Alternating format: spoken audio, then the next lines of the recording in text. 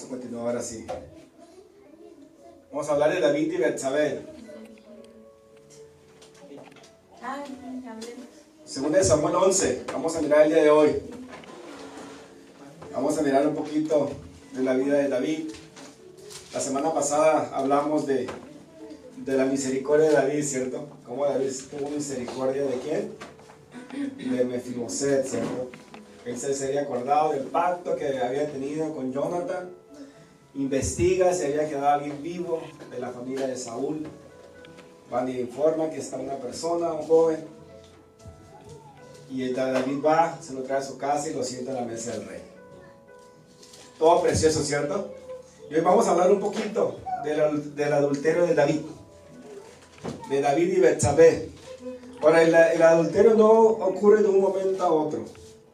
Un adulterio siempre nace de una mente lujuriosa que no fue controlada en un buen tiempo. Vamos a mirar el escándalo más famoso de la Biblia, el pecado de David con Betsabé.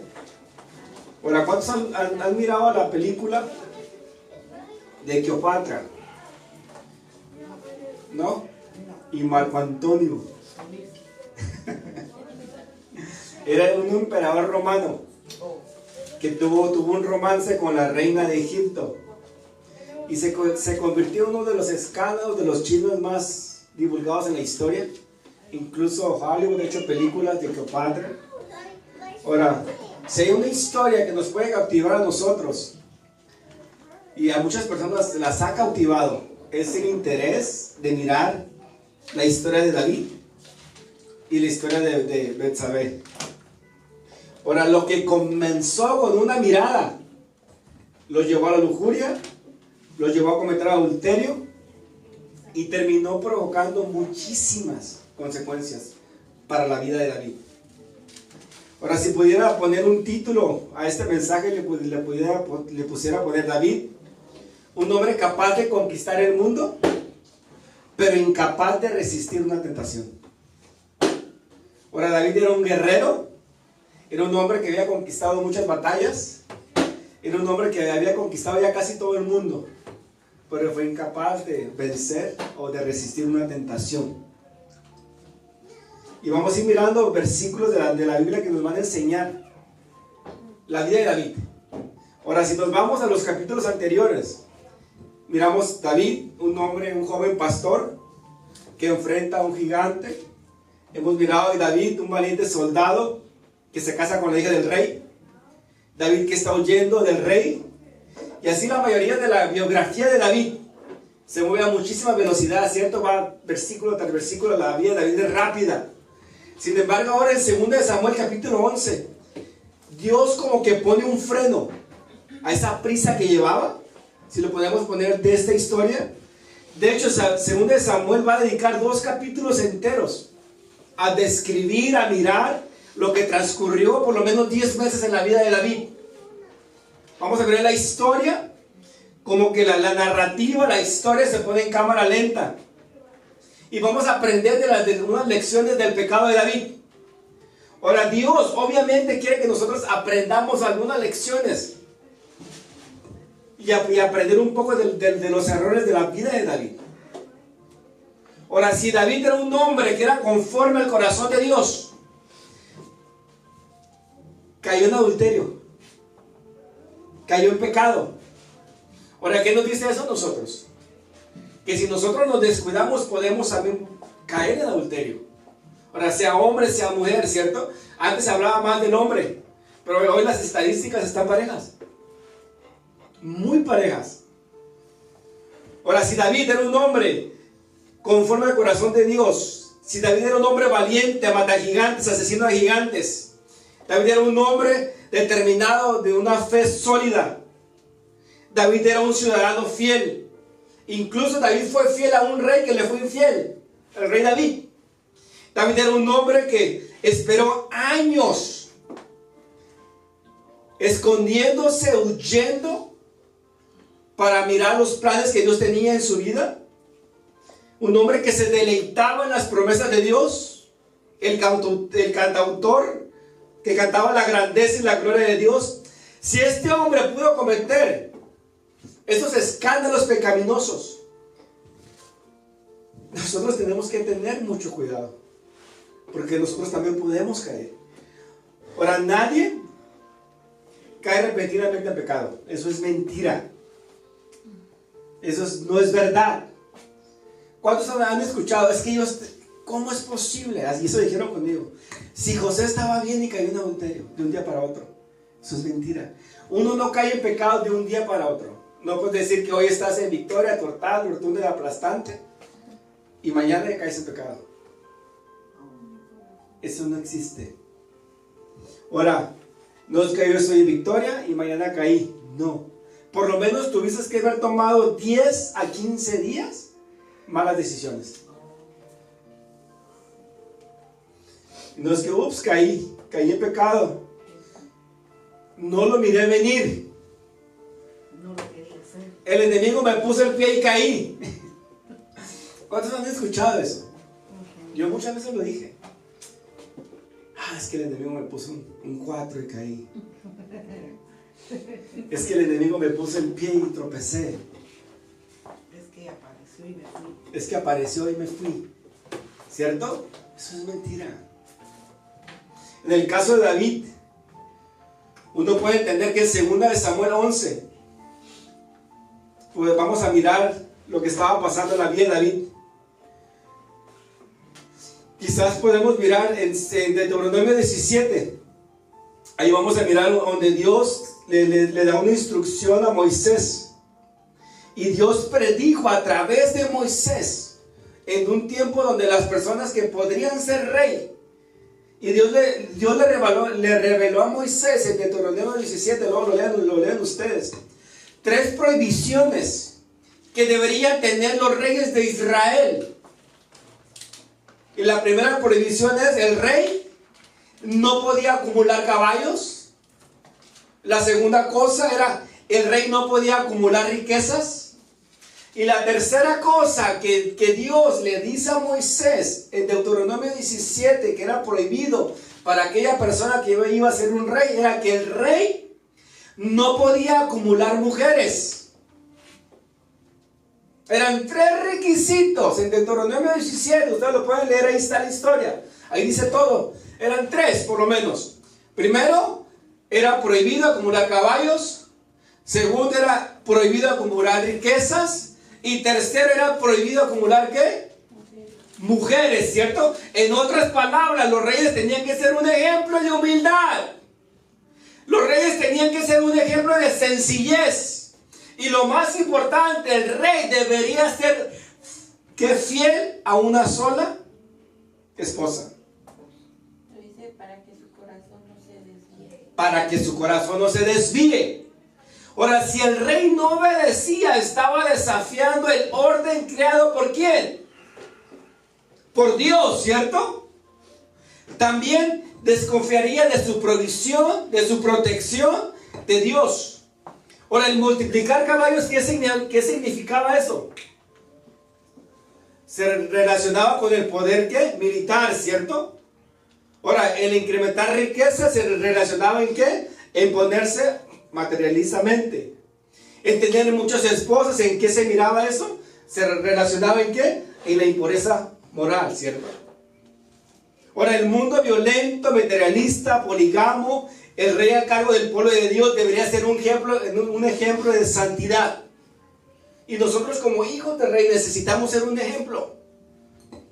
Ahora, si estudiamos la biografía de David, ya con esto en mente, entendiendo esto, va a ver cómo David consistía en matar caballos a los enemigos. Lo que él encontraba de oro, de plata, lo dejaba muchas veces. Pero cuando llegamos al tema de la pureza de David, él repentinamente va a tomar malas decisiones. Y tenga en mente que la historia de David o la Biblia registra no necesariamente lo bueno de cada uno de nosotros o de las personas que están ahí en la palabra de Dios. Ahora, quizás hay un poquito de confusión, ¿cierto? Ahora, si David fue rey, ¿por qué tuvo varias esposas? Su descendencia. Si era un mandato que Dios le había dado a Moisés. Que el rey debería ser, ¿qué? No tener muchos caballos, no acumular muchas riquezas y ser esposo de una sola mujer. Ahora, si nos vamos a la historia de David, David se casa con Mical, ¿cierto? ¿Quién era Mical? La hija del rey Saúl. Después miramos la historia que David se casa con ¿quién? Con Abigail. ¿Quién era Abigail? La esposa, ¿cómo se llama? La mujer del rey Saúl. no del rey no es el rey. Él va y él mata al que se enfrenta al rey, lo mata y la agarra como esposa a ella, ¿cierto? Ahora, y no queda ahí. Después de Abigail, ¿qué pasa? Otra. Entendemos que Dios permanece en silencio mientras David simplemente adquiere a su segunda esposa. No sucede nada. Y luego David se casa ¿con quién? Si sigue leyendo la historia, con Ahinoam Otra. en Hebrón. Luego se casa con 4 mujeres más. Y después se sigue leyendo la historia, se va a mirar la historia, que él trae un montón de concubinas al grupo. Y él todavía no sigue terminando. Ahora, las decisiones de David son pecaminosas. En esta área de su vida, en los últimos 20 años de David, ha marcado un escenario para su próximo paso de tragedia de David. Ahora, la Biblia nos enseña o no suaviza los pecados de nadie. Y la lección que vamos a leer el día de hoy va a ser práctica para nosotros. Ahora, ninguno de nosotros cae en pecado rápidamente o repentinamente. Siempre es una serie de malas decisiones hechas a través del tiempo que nos van a llevar a, muchas veces las queremos justificar lo que nos ha sucedido. Ahora, uno no cae en pecado. Quiero que uno no cae en pecado. Uno llega caminando al pecado. Ahora, muchos de los pecados que José cometía eran planeados. Muchas de las infidelidades que yo hacía eran planeadas. Desde el lunes estaba imaginando cómo le hago para escaparme a la casa. Y tú dices, es que caí otra vez. No, lo planeaste. ¿Y hay pecados? Planeados. Y esa es la realidad.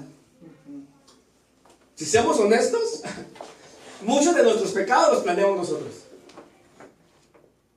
Ahora hasta para robar, planeamos robar, ¿cierto?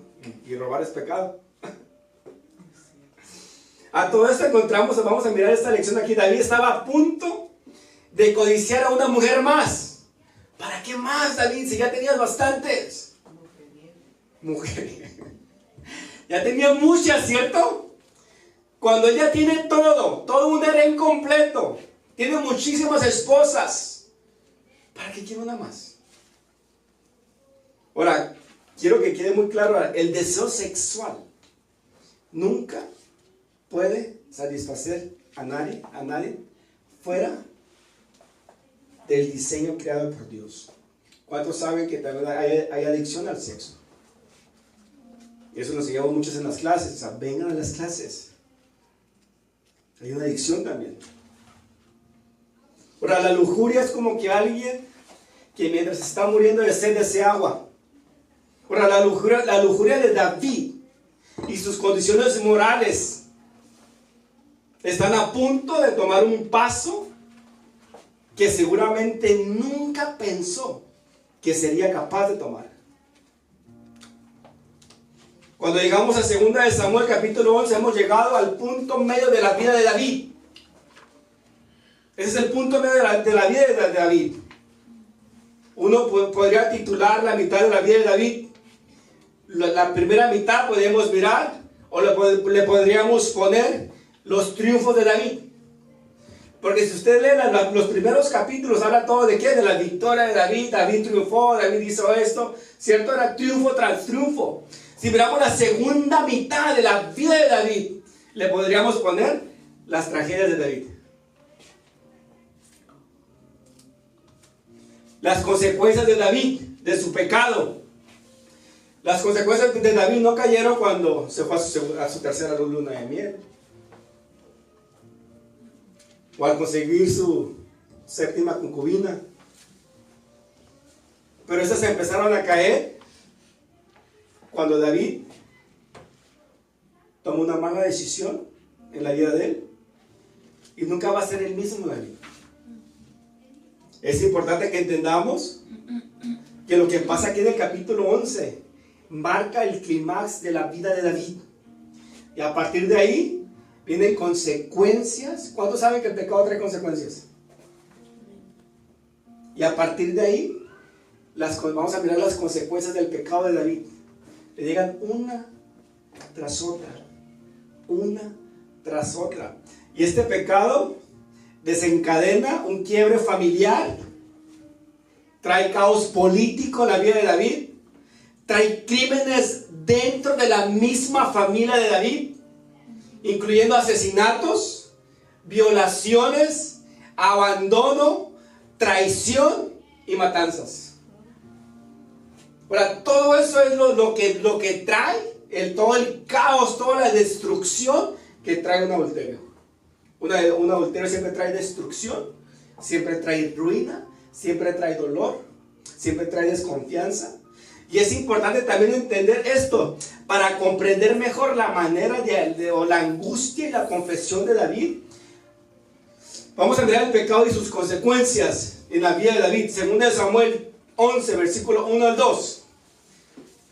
Dice mi Biblia, es la Nueva Versión Internacional, dice: en la primavera, cuando los reyes suelen salir a guerra. ¿Cuando los qué?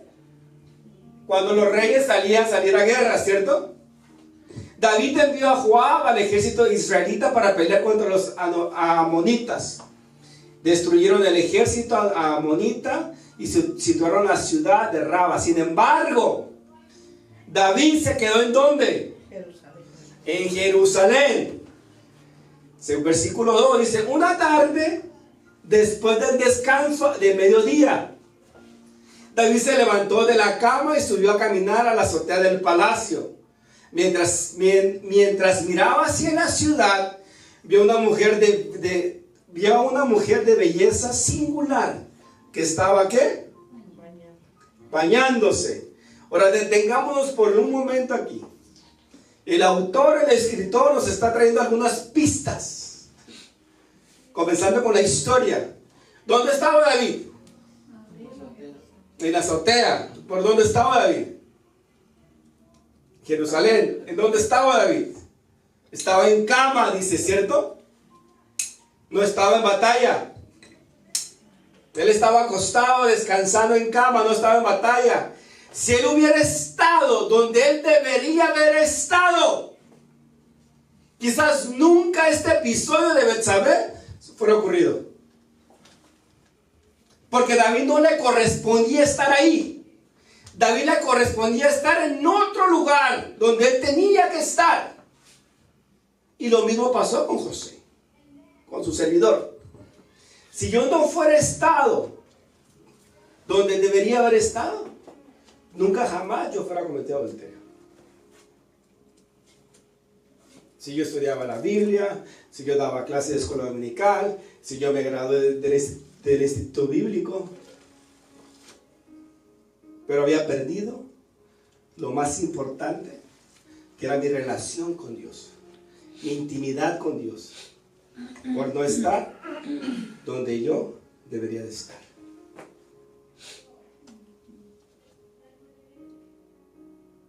Ahora, en un futuro de comandantes de su ejército, él debería haber estado peleando con ellos. Él, el rey, siempre iba a pelear. En este momento David estaba más vulnerable para la carnada, para el dardo que el enemigo le iba a tirar.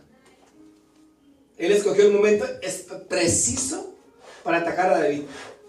Yo me imagino a un David que estaba aburrido, con los quehaceres diarios, en sus días tranquilos. Ya había conquistado todo lo que tenía que conquistar. Ya era rey. Él ya estaba disfrutando todo lo que tenía que disfrutar. Tenía tiempo libre necesario. Y ahí es donde está el peligro. Ahí es donde está el peligro para la vida. Nosotros, cuando empezamos a disfrutar tiempos libres de más, de lo necesario, Yo antes decía, yo no hago ni yo el sábado y domingo, ¿para qué? Si lo hago de lunes a viernes.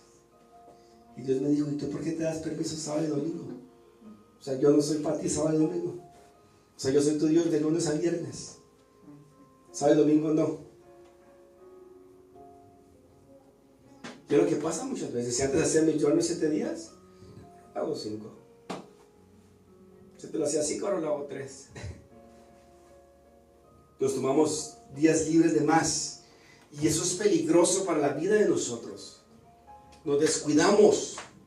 David estaba disfrutando de la grandeza de su palacio. Su ejército estaba trayendo victoria tras victoria. Su reino estaba en paz. Su reino se estaba extendiendo. Él estaba descansando cómodamente en los laureles de sus victorias pasadas. La vida no podría ser más fácil para David. El escritor quiere que entendamos algo aquí. Nuestras batallas más grandes con la tentación vienen cuando las cosas nos están yendo bien. Y una cosa de lo que yo he aprendido es cuando la marea empiece a bajar en la vida de José. Ahí me dijeron algo bien así, yo lo aprendí muy bien. Es que yo no me debo de confiar cuando las cosas están bien. Y muchas veces tenemos esa tendencia. Como las cosas están caminando bien, empezamos a bajar la guardia. ¿Cómo está un boxeador? Cuando están peleando en guardia, están en guardia, ¿cierto? Listos para la batalla. Listos para cuando venga el golpe. Listos para cuando venga el trancazo. Ahora, cuando yo me descuido, o sea, cuando yo me empecé a descuidar muchas veces, yo pasé a bajar la guardia. Y una cosa que yo aprendí es cuando la marea esté bajando, no tengo que dejar hacer lo que estoy haciendo, porque eso quiere decir que estoy haciendo las cosas bien. Y muchas veces tendemos a hacer lo equivocado. Cuando la marea está bajando, dejamos hacer lo que estamos haciendo porque las cosas ya se están mejorando. Eso es un peligro. Porque si la marea bajó, si los problemas bajaron, si la crisis bajó, eso quiere decir que estás haciendo las cosas bien. Y no dejes de hacer lo que estás haciendo, porque está funcionando. En esa tarde el rey podía salir a caminar alrededor de sus jardines, el terrado del palacio para disfrutar su privacidad. Versículo 2, cuando David se levantó, dice, de su lecho estaba caminando por el terrado del palacio, que vio desde ahí a una mujer muy hermosa que se estaba bañando. Ahora, la Biblia no exagera cuando dice que era hermosa. Ella era hermosa físicamente. Ella era impresionantemente llamativa. Ahora, no estamos seguros. ¿Ustedes creen que ella tuvo la responsabilidad también en eso? ¿En bañarse, sí o no? Ahora, recuerda que en aquellos tiempos no existían duchas dentro de las casas. Se bañaban afuera. Ahora, David estaba en su palacio. O sea, ha sido grande el palacio. O sea, él tenía la mirada, la vista para mirar todo así en cuanto a las casas de abajo. Bueno, uno generalmente se iba a bañar afuera. Pero es posible que también, como algunos comentaristas dicen, que han destacado que ella fue descuidada en ese momento. Obviamente, David desde el palacio podía ver todo. ¿Ustedes creen que ella tuvo la culpa? Creo que sí, porque el rey era hermoso. Yo digo que sí. Ustedes, uno dice que sí, usted, cada uno otra opinión. Yo digo que David era bien picante. Ahora, nunca lo sabremos, ¿cierto? Es una realidad. Ahora, y eso probablemente no importa mucho. Ahora, yo cometí adulterio, yo no le echo la culpa tampoco a la otra persona, fue decisión que yo tomé. Ella se pudo estar bañando ahí, pero la decisión era de David. David la miró, atractiva, hermosa, le gustó. O sea, uno puede ver a una persona afuera, le llama la atención, o sea, no es culpa de esa persona que está hermosa, es lo que hay en el corazón de uno, ¿cierto? Ahora, entonces, ¿tuvo culpa ella o no tuvo culpa ella? No. No sabremos, ¿cierto? No, que se estaba bañando sin saber quién la estaba viendo. Ahora, lo que la Biblia descarta es que David la vio, y cuando la vio, Hermosa. debió haberse dado la vuelta, Y entrarse. y él se detuvo. Yo me imagino, la miró una vez, la miró 2 veces, Y ahí se quedó. la miró 3 veces, 4 y ahí se quedó ya. ¡Pum! Ahora, ¿no han mirado hombres? Y yo era de esos hombres. Cuando a veces pasa una mujer y lo haces caminando y ¿sí o no? Yo batallaba mucho con eso. Y Daniela, eran las peleas que tenía con Daniela.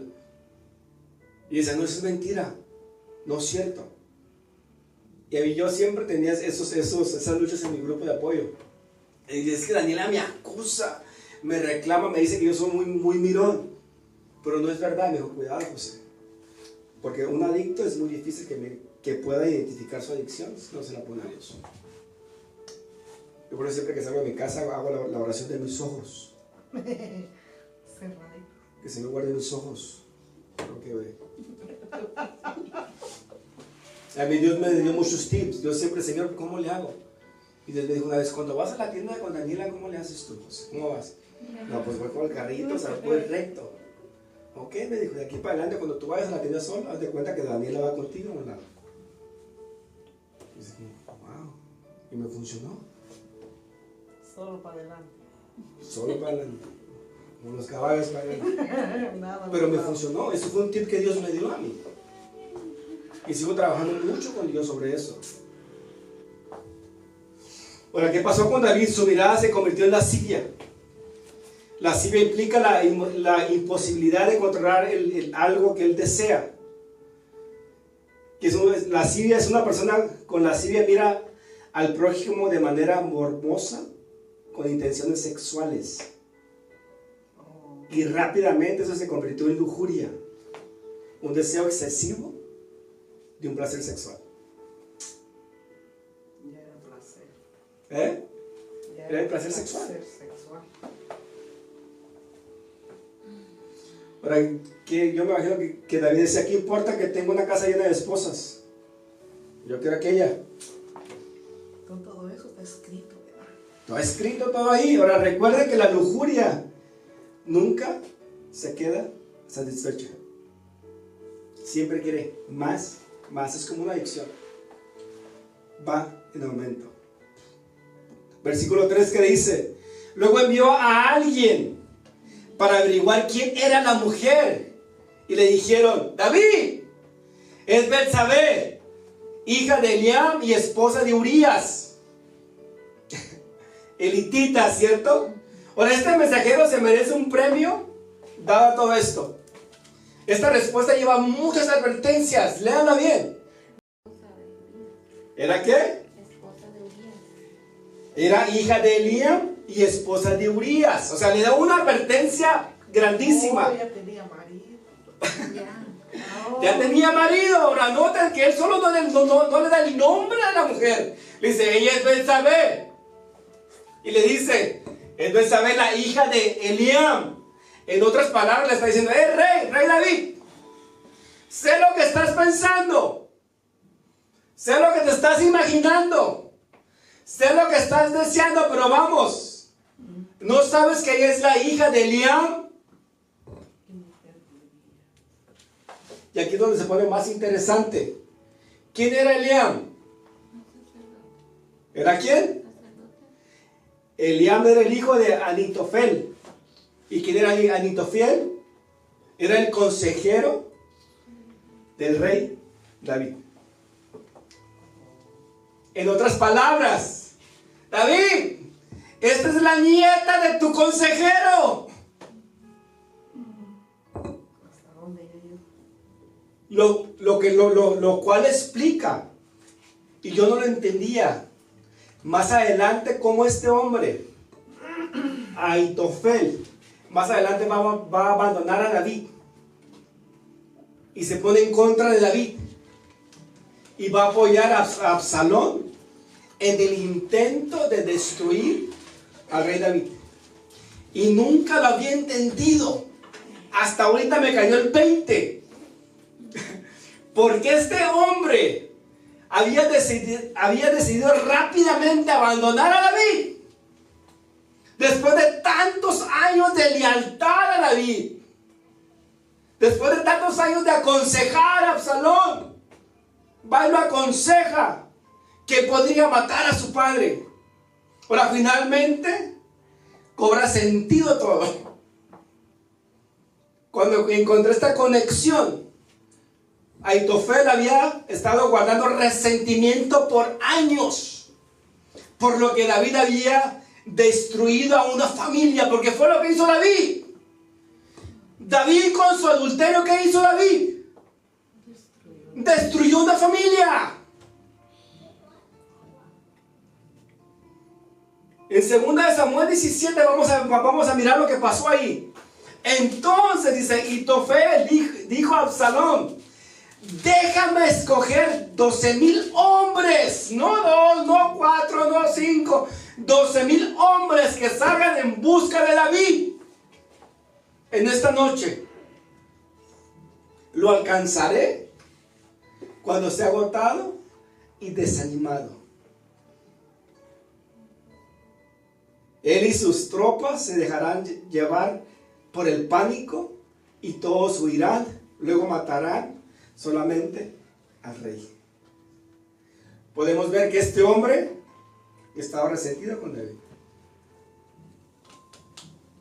Se sentía traicionado, se sentía engañado, lleno de rencor, lleno de ira, lleno de odio hacia David. Pero me encanta porque el mensajero aún no ha terminado ahí. Ahora, típicamente para presentar a una persona, solo se le decía el nombre de la persona, ¿cierto? Esto le dijo quién era el padre y quién era el abuelo.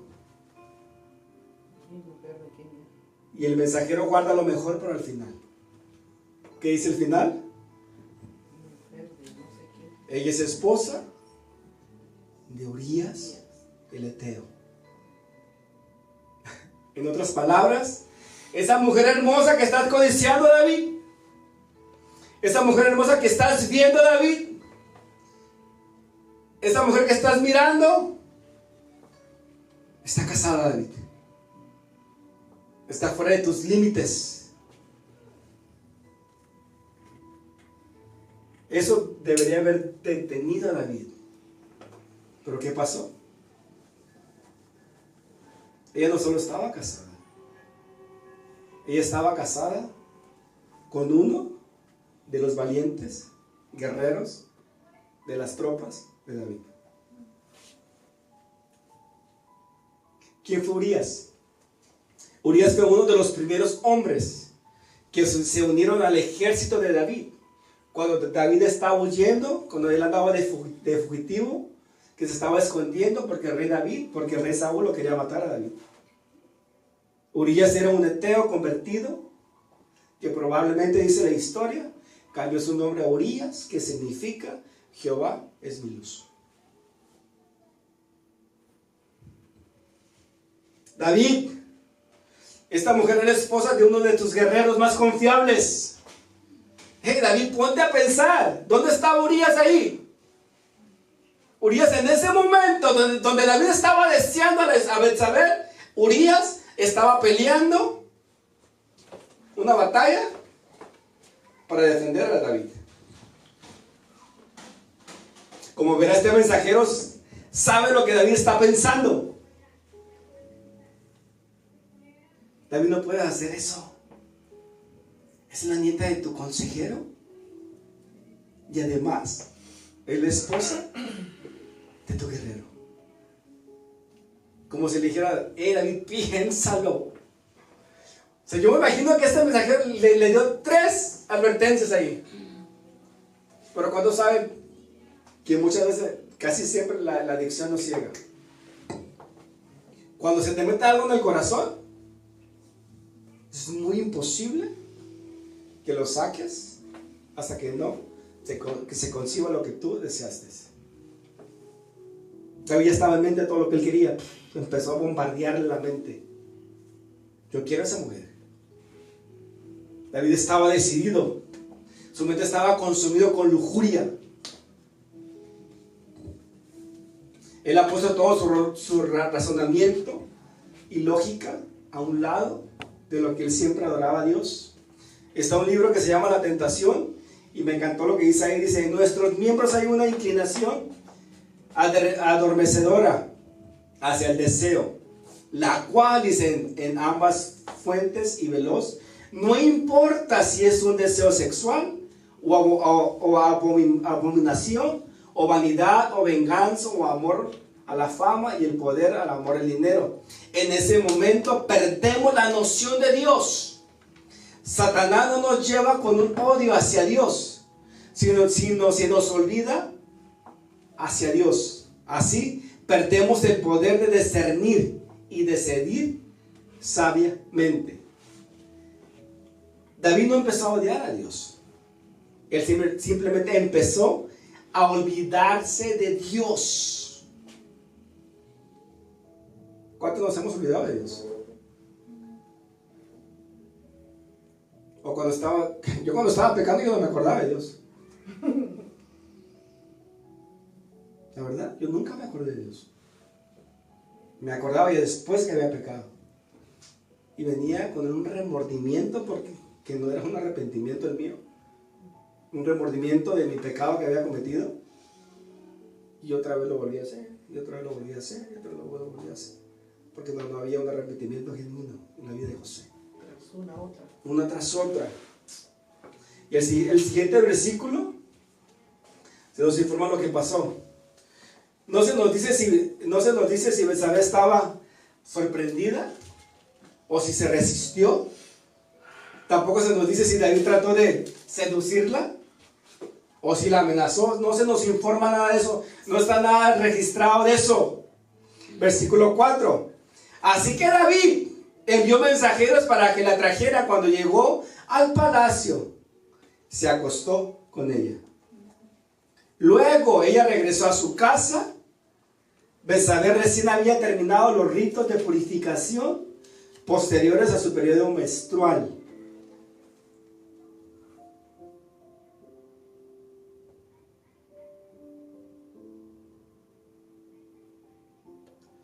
Ahora, ¿y por qué no dice eso que terminó su periodo menstrual? Porque quiere decir que cuando Betsabé va con David, queda algo registrado que Betsabé no estaba embarazada. Así que David no se podía zafar de lo que viene. No hay manera de cómo zafarse. Betsabé sabía que ella no podía estar embarazada cuando llegó a estar con David, porque recién había terminado la purificación, dice ahí, ¿cierto? Ahora, no pasa mucho tiempo que David recibe una nota de parte de Betsabé. Y son dos palabras hebreas nomás que le dice. Versículo 5 que dice. Dice, tiempo después, cuando Betsabé descubrió que estaba embarazada. ¿Cuánto tiempo se tarda una mujer para saber que está embarazada? Un mes. Un mes, pongamos. Tarda un mes. Le dio el siguiente mensaje a David.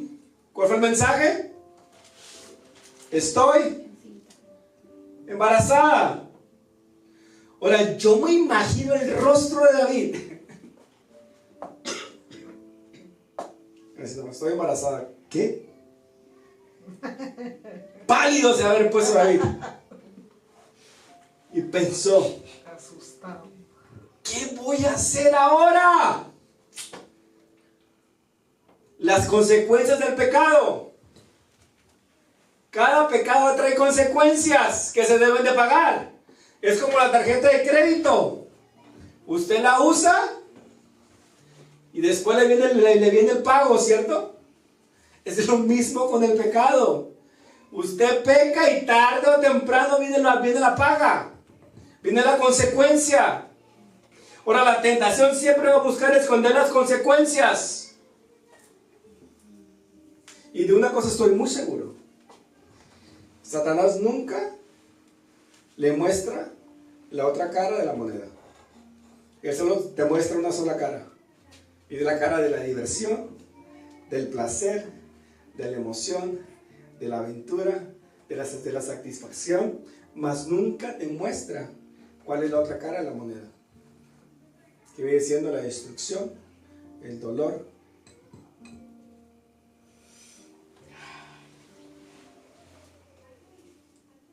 Está duro.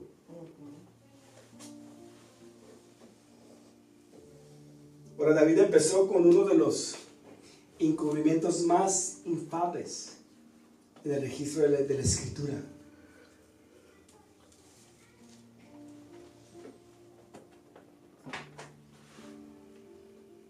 David manda a mandar a uno de sus mensajeros a traer a Urías. Versículos 6 y 7. Dice así: entonces David envió un mensajero a Joab: mándame a Urías. Ahora imagínense a Urías estando en la batalla, peleando. Nunca antes el rey David lo había mandado a hablar.